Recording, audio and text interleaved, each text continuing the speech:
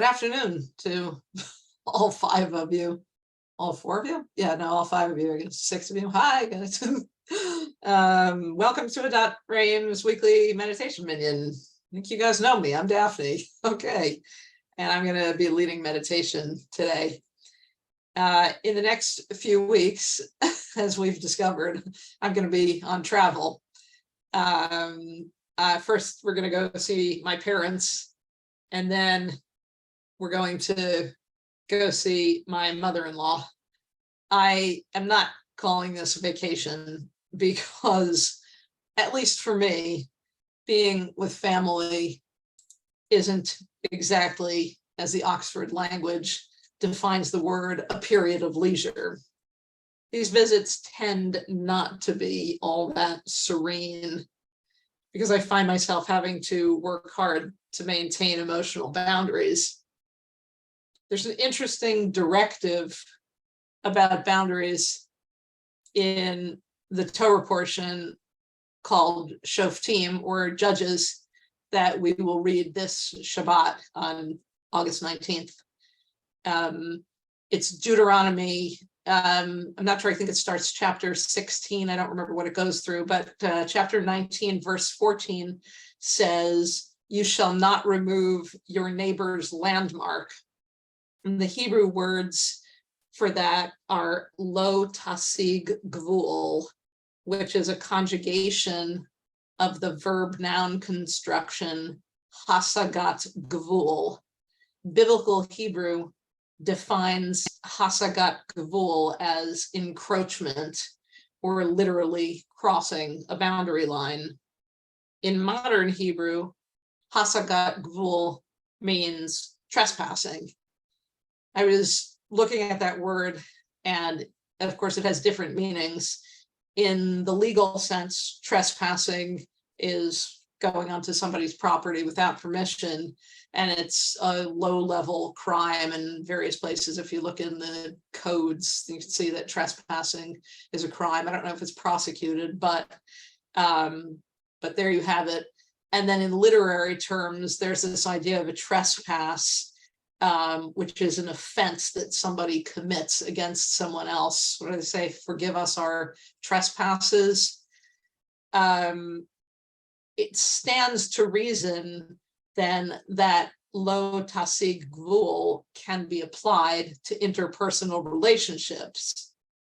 We need reminding that we should respect others' boundaries, that is, our neighbor's landmark, to preserve healthy relationships. Even while supporting those who matter to us, we need to keep a respectful distance, though not arising to the criminal level, at least most of the time, I dare say. Disrespecting emotional boundaries can be quite offensive. In an article about how Passover can teach important relationship lessons, Aliza Ben Shalom, a professional matchmaker, asks how it can be said that the Israelites were truly free following their liberation from slavery. Think about it. They were subject to all of these rules in Egypt, and then Pharaoh said, okay, you can leave, and they left, and they were given the Torah, and they were told, okay, now you've got to follow all of these rules and more. So after being subject to rules and thinking they were free, now suddenly they were being told there were even more rules they had to follow. Freedom, Aliza Ben Shalom writes, though, is often found within boundaries. For instance, if you were playing catch in a park, would you throw the ball as hard as you could? Probably not. After all, you wouldn't want to hit something or someone and potentially cause damage and ill feelings and who knows what other ramifications. If, however, you were playing in a yard that was fenced in, you would feel more confident about throwing the ball harder because there was only so far that it could go. Judaism, Aliza Ben Shalom says, teaches us that true freedom means setting healthy boundaries in order to focus on achieving your own greatness. A popular idiom that's used sometimes as encouragement and sometimes to end an argument is "you do you," something I say not infrequently. The establishment of boundaries or limitations, though seemingly restrictive, can actually protect us and let us lean into being fully ourselves. We'll prepare to sit quietly now. So let's invite everybody to get comfortable and notice if you have any tension in your upper or lower body, including customary areas where it's carried, such as your jaw. That's a place that affects me. Your shoulders, your lower back. Let's take a deep breath or two and let those areas of your body just kind of go slack, and let your eyelids get heavy and close, or just let your concentrated gaze relax and kind of blur and lose focus. Continue to breathe normally and let your body just be at rest. We'll spend the next 12 minutes or so in silence. I invite you to try to use the silence as an impenetrable boundary and consider the consequences of using that undisturbed peace to fully lean into being you. Here's a little more food for thought from the 1959 book and poem, Happy Birthday to You by Dr. Seuss. Today, you are you. That is truer than true. There is no one alive who is youer than you. Enjoy your meditation, friends.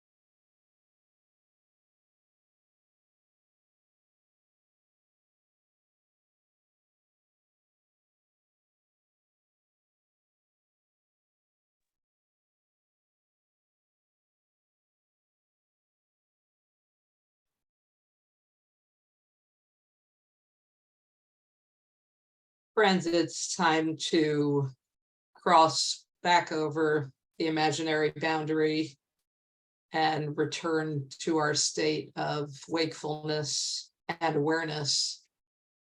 Gently open your eyes. Maybe give your body a little wiggle to get things going again. I'd like to thank everyone for joining me in this holy exercise. I hope that you found it helpful and will remember it if the need arises in the future. I look forward to being with everyone again when we're back from our travels.